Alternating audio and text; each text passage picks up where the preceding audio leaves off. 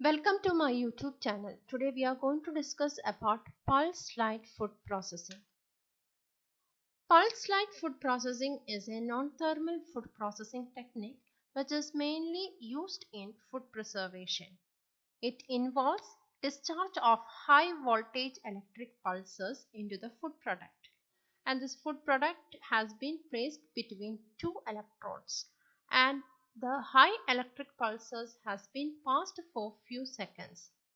This technology ensures microbial decontamination on surface of foods and packed foods.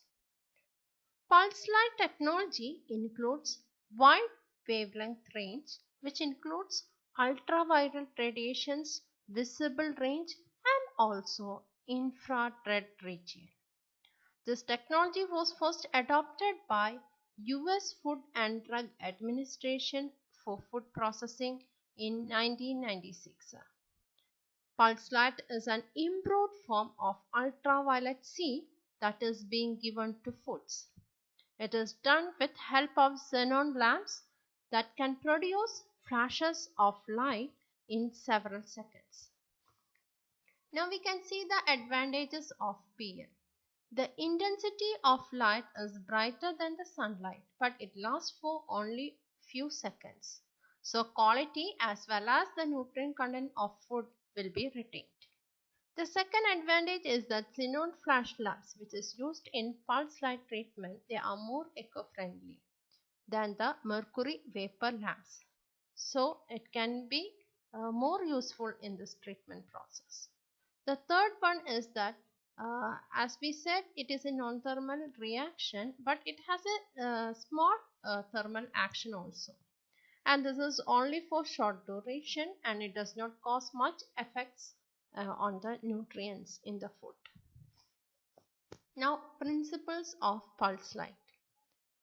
So the mechanism behind this process is a combined effect of photochemical, photothermal effects.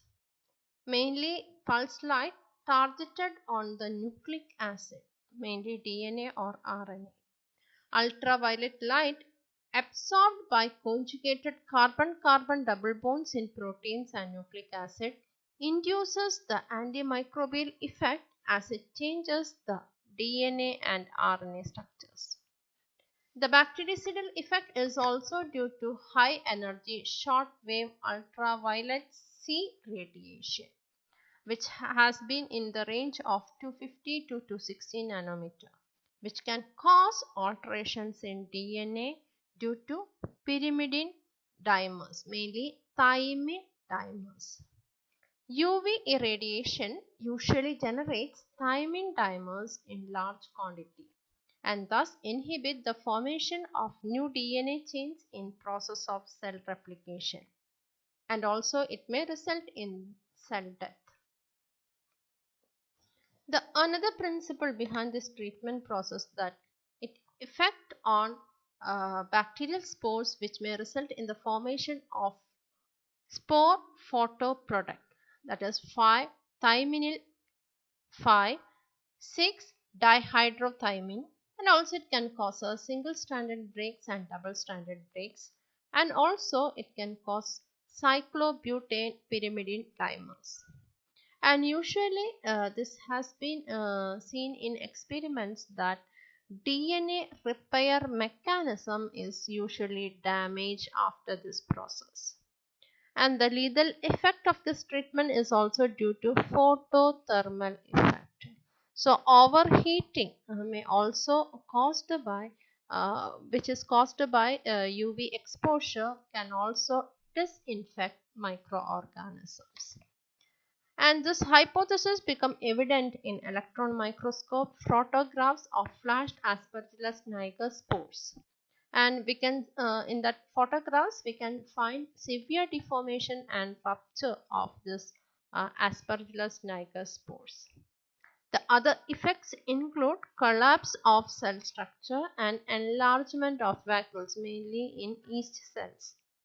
Antimicrobial effects are also due to the changes in ion flow, increased cell membrane permeability, and depolarization of cell membrane. Now you can see the flow diagram of pulse light technology.